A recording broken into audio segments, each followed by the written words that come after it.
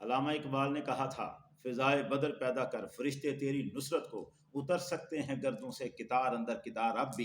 65 کی جنگ میں انڈیا مقابلے میں آیا اور پاکستان کے مسلمانوں نے وہی فضائے بدر پیدا کی، وہی نقشہ۔ اور اب دیکھیں تاریخی اعتبار سے بھی جو بدر کی جنگ کا نقشہ تھا اس کا فیض 65 کی جنگ میں بھی حاصل تھا۔ بدر کی جنگ میں مسلمانوں کی فوج کافروں کے مقابلے میں کتنا تناسب تھا، یعنی کافروں کی تعداد 3 گنا زیادہ تھی مسلمانوں کی تعداد سے، اور 65 کی جنگ میں انڈیا کی فوج پاکستان کی فوج سے 3 گنا زیادہ تھی۔ چونڈے کے محاذ پہ 150 ٹینک پاکستان کا تھا اور 600 ٹینک کافروں کا تھا، انڈیا کا تھا، لیکن ہم نے ان کو ہرایا تھا کیونکہ بدر میں بھی 3 گنا بڑی فوج کو ہم نے ہرایا تھا۔ بدر کی جنگ میں کافروں کا سپہ سالار ابو جہل تھا، 65 کی جنگ میں کافروں کا انڈیا کا سپہ سالار جنرل جے تھا۔ ابو جہل نے کہا تھا ہم بدر کے میدان میں جا کے شرابیں پیئیں گے، اور جنرل جے نے 65 کی جنگ میں کہا تھا ہم لاہور کے جم خانے میں جا کر صبح کا ناشتہ کریں گے۔ ابو جہل کا خواب بھی چکنا چور ہوا، جنرل جے کا خواب بھی چکنا چور ہوا، نہ وہ شرابیں پی سکا نہ یہ جم خانے میں ناشتہ کر سکا۔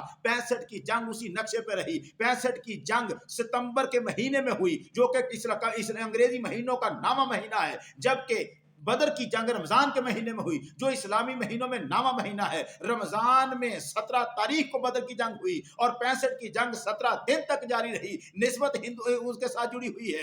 پھر جب بدر کی جنگ کب ہوئی؟ مدینہ منورہ حضور کی ہجرت کے بعد 18 مہینوں کے بعد ہوئی، اور 65 کی جنگ پاکستان کے قیام کے 18 سال بعد بنی یا ہوئی۔ یہاں پر بھی ایک تناسب عددی موجود تھا، یہ نسبتیں تھی۔ 3 گنا بڑی فوج کو ہم نے ہرایا تھا، بدر میں بھی 3 گنا بڑی فوج کو ہم نے ہرایا تھا۔ 65 میں بھی 71 کی جنگ احد کے نقشے پر تھی، وہاں 300 منافقین احد میں 300 منافقین ساتھ چھوڑ کے چلے گئے جن کی وجہ سے ہمیں نقصان اٹھانا پڑا، اور 71 کی جنگ میں ہمیں غداروں کی وجہ سے نقصان اٹھانا پڑا۔ اب اگر وہ دو جنگیں پچھلی جنگوں کے نقشے قدم پر ہیں، 65 اور 71 احد اور بدر کے نقشے قدم پر ہیں، تو اب جو تیسری جنگ ہوگی نا انڈیا، وہ خندق کے نقشے قدم پر ہوگی۔ اب جو خندق کے نقشے قدم پر ہے تو خندق میں کافر مکہ کے اور خیبر کے یہودی مل کے آئے تھے، آج انڈیا کے کافر مل کے آئے ہیں اسرائیل کے یہودیوں کے ساتھ۔ وہی نقشہ دوبارہ ہوگا، وہی میدان دوبارہ ہوگا۔ وہاں عمر ابن عبد ود آیا تھا مقابلے میں اور مولا علی نے آنکھوں سے چت کر دیا تھا۔ آج انڈیا کے کافر آئیں گے اور ان کے مقابلے میں مولا علی کے ماننے والے آئیں گے، اور ہم تمہیں پھر سے بتا دیں گے